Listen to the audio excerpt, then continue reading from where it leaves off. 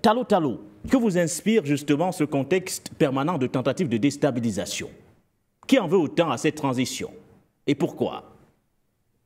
Monsieur Nguyen, les tentatives de déstabilisation se passent non seulement au Burkina Faso, mais ça se passe aussi dans les autres pays, c'est-à-dire en particulier le Mali et le Niger. Seulement, la différence, c'est que le Burkina a décidé d'exposer, et nous l'encourageons, et nous allons toujours l'encourager à le faire, pareil, toujours, d'en parler, d'exposer, et ça permet de pouvoir mettre la population, de nous tous, nous Burkinabés et nous Africains en général, en éveil continuel pour pouvoir protéger notre espace qui est l'AES.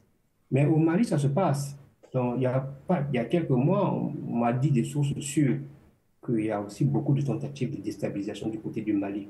Seulement, pour l'instant, le Mali n'a pas décidé d'en parler. Et nous les encourageons, il faut qu'ils en parlent. Parce que ce sont les voies et moyens de sensibilisation de la population du danger qui nous guette. Aussi bien du côté du Niger aussi.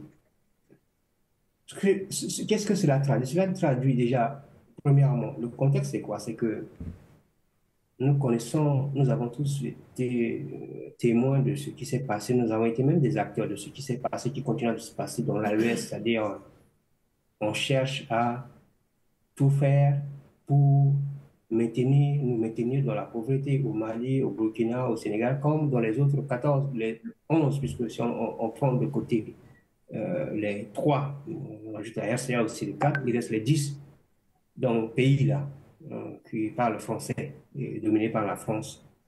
On cherche à nous maintenir dans ça. Mais qu'est-ce qui s'est passé? C'est que grâce à nous, Burkinabés, grâce à nous, Maliens, grâce à nous, Nigériens, et grâce à nous, Africains en général, grâce à nos médias, eh bien, on a franchi plusieurs étapes. On a mis en place l'AES. Après l'AES, on a mis en place la Confédération. Et on a déclaré haut et fort que nous allons créer la Fédération. Je l'ai toujours dit et je l'ai dit à plusieurs reprises que la Fédération, c'est la chose, c'est la chose que les Occidentaux craignent le plus, le plus. Parce que la fédération, c'est l'union.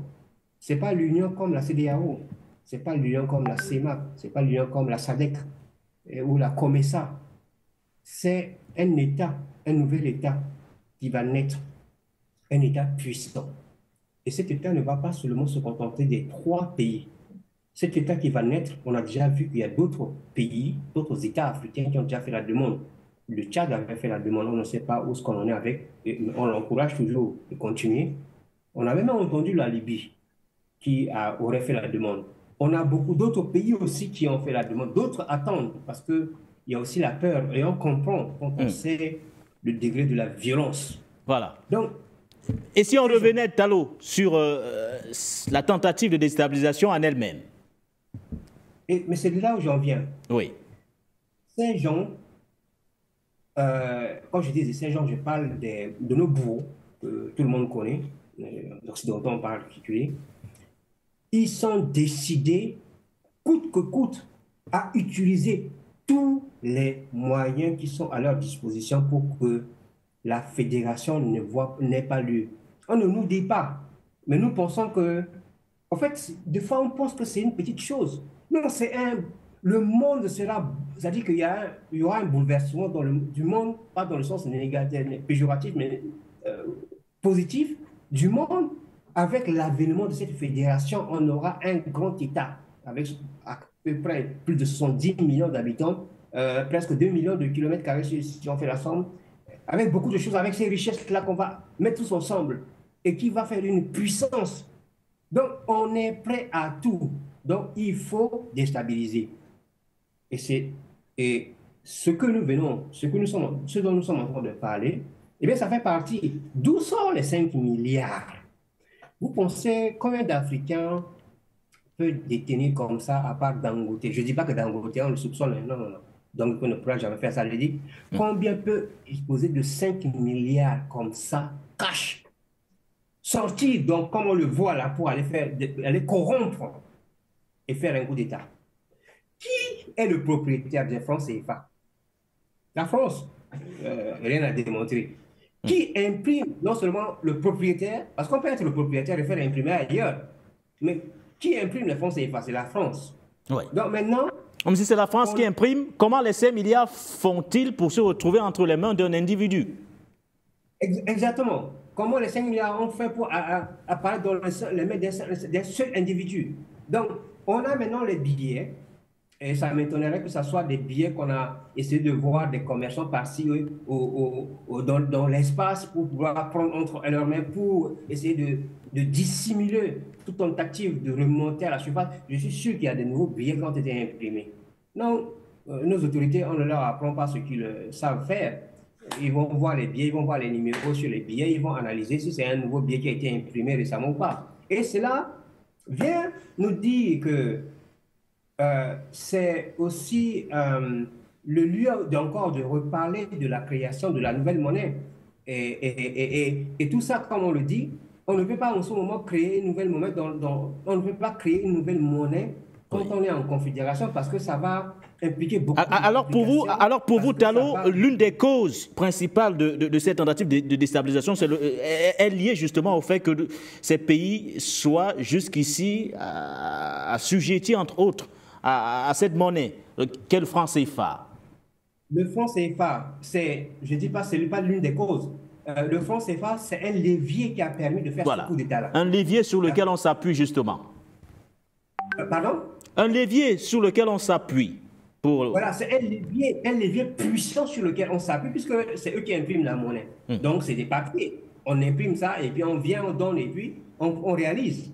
C'est pour cela qu'il faut que nous ayons notre monnaie. Deuxièmement, mais la raison principale de mon point de vue, c'est de tout faire capoter, échouer la création de la fédération. Je vous dis, croyez-moi, ce qui se joue aujourd'hui, c'est qu'il faut pas que pour les faire capoter la création d'une fédération Talo, mais pourquoi le cas spécifique Burkina Faso alors que 3 pays sont engagés aujourd'hui dans ce projet Talo? Pourquoi à chaque fois le Burkina Faso? Dans mon introduction que les tentatives de coup d'État, ce n'est pas seulement le Burkina qui le suit, qui est victime. Le Mali aussi suit beaucoup de tentatives. Mais c'est au Burkina que c'est récurrent, Talon. Le Niger aussi suit des tentatives de coup d'État. Si ce que je dis, vous, du côté du Mali, vous, Maliens comme moi, si ce que je dis, ce n'est pas vrai, vous, les autorités, dites que Talon, non, ce n'est pas vrai. Mais le Mali suit des... Assimi Goïta est aussi victime de tentatives de coup d'État. Plusieurs dans le passé, et je pense que ça n'a pas arrêté. Le Niger, pareil. Le Burkina, en écoutant ce que nous disons, en disant il ne faut pas garder ces informations, il faut les dévoiler pour que les gens sachent, ceux qui vont être approchés pour pouvoir essayer de nous déstabiliser, ils vont savoir que si jamais l'information sort, moi et ma famille, c'est foutu pour nous. Vous voyez? Donc, ce n'est pas seulement le Burkina. Donc, le Burkina, parce que c'est le Burkina, aujourd'hui on le sait parce que le Burkina en parle, mais tous les pays, quand même la RCA qui suit des tentatives de coup d'État, beaucoup même de fois, même on n'en parle pas. Vous voyez? Donc, eux, ils vont faire et ils continueront de... Je vous dis qu'il faut vivre avec les Occidentaux pour les connaître. Si vous ne vivez pas avec les Occidentaux et que vous ne vous êtes pas affronté avec eux, vous n'allez jamais les connaître. Ces gens, ils ne lâchent rien. Et nous devons rien lâcher. Et c'est bien ce que fait le Burkina. C'est bien ce que fait tous ces pays-là. Et nous les encourageons. Et surtout... Pour sortir, Talon, vous sortez par là.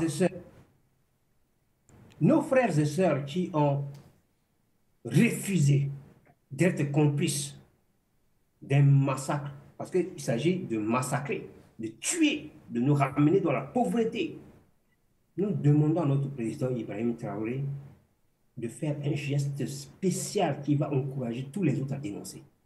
Une décoration, c'est-à-dire quelque chose que lui, qui va marquer. Et je sors pas en disant quoi. Si on est arrivé à là, c'est grâce aussi à vous, nos médias. C'est grâce à la sensibilisation. C'est grâce aux mesures qu'a pris le président Ibé pour fermer des médias mensonges. Parce que ces médias mensonges qui étaient là diffusaient des informations qui fait que nos populations pensent que les Occidentaux sont toujours en position de force Et donc, il faut les accueillir. En les fermant, on a isolé notre population, on les a isolés en interdisant, en prenant des mesures de façon à ce que notre population soit pas constamment en contact avec ces gens. Ça a donné ses fruits aujourd'hui. Ça nous a permis, dans les médias, de sensibiliser.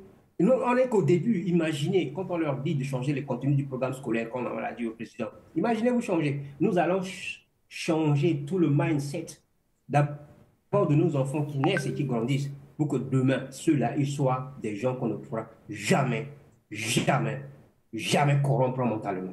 Merci à vous, Talo Talo.